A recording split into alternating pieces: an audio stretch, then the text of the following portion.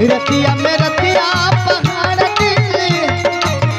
जागई हमरा करे जदार तार के जागई हमरा करे जबार तार के दिलवा ले गईले हो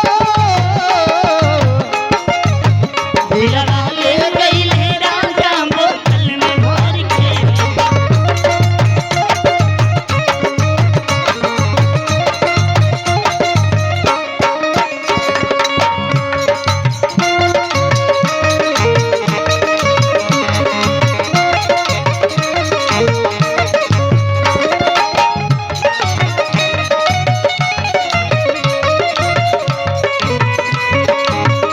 हो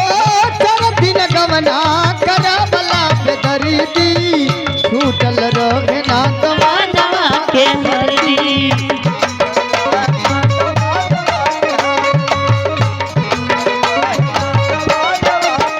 चार दिन गवना करहवला बेदरीदी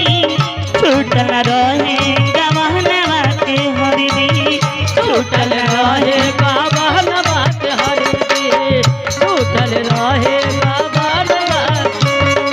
ओ चार दिन लाल मान रा गइल हरार के चार दिन लाल मान रा गइल हरार के ओ दिलवा ले गइले राजा बोतल में भर के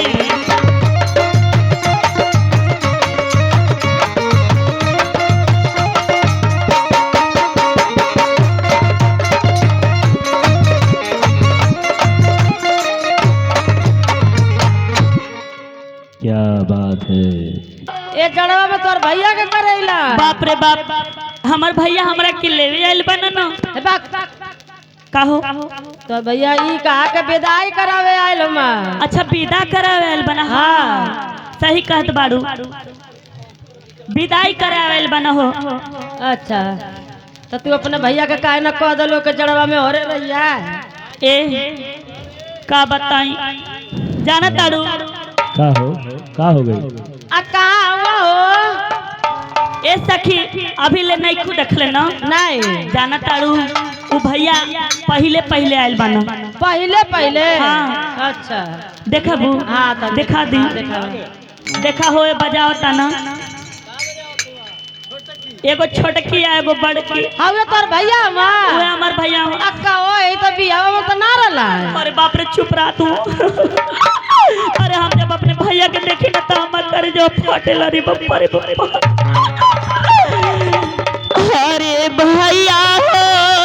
भैया आ भैया मिलती मारू खुतिया आ हम मरी जईती हो भैया चुप रहा का चाहिए तो के का दिक्कत बा ए भैया ई बतावा समाचार ठीक बा ना बढ़िया बा ए भैया और एक बात बतावा माई कैसे बिया एकदम फिट आ बाबू के छोड़ दे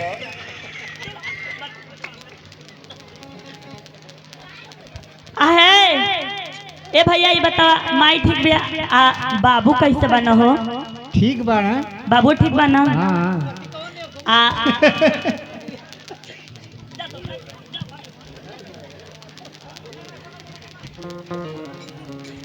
आ ए भैया ये बतावा दादा एगो गोड़वा से लंगड़ रहना ह घाव लग गइल ह आई बतावा दादा ठीक है ना कि ना हो ठीक होगा ना ठीक होगा फिटकुरी से मालिश होता अरे भैया ये बतावा अरे भैया कुछ तो छोड़ा ये बतावा हो चितकबरी बकरिया बच्चा दे वाला रह देले देले एगो खस्सी बा एगो पाठ बा ए भैया खस्सी देले ह अरे बाप रे बाप ए भैया जानतला हमरा के पठिया तू रखिया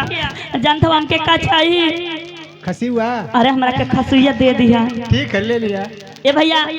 कुछ लायक भइल बाकी ना खसुइया ना एकदम काम का है तो चाची जो भल आइए भैया ये बतावा कुछ लेके तो नहीं खाएल हम हर घड़ी कहीं ना कि लेके आवा आ तू लेके आइबे ना करला का चाहिए तो के ए भैया हमरा के चाहिए जान तरह का चाहिए ए भैया हमके केरा चाहिए न केरा हाँ हो देखा लड़का तोना लोन के चाहिए हम तो कहीं तोना लोन के चाहिए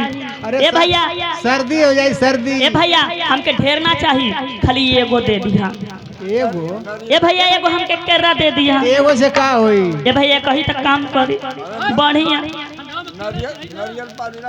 हाँ, बोला अच्छा हम अपन मुंगरा देबा कौन चाहिए मोटका के पतील का ए भैया हमके दोनों चाहिए तो टेढ़ दबा समिया वाला चल रहा ए भैया खाली टेढ़ रखेला हमारी खातिर हम कहीं ना सोझ चाहिए हमके सोझ का चाहिए मोटका पतिल का लटकल तो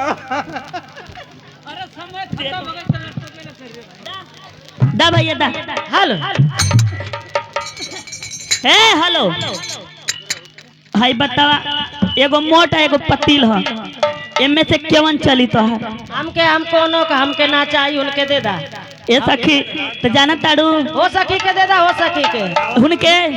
आवा हो जाने मन है आवा ए सुना का ई बताओ मोटका लेबू की पतिल का आय तू कौन लेबी ई बता पहले तनी हनी आ हमके पतिल का चाहिए हम मोटका से खा गई हाँ तो दे मनी के पतेली के दे तू मोटका लेकर रह चलो हरे चल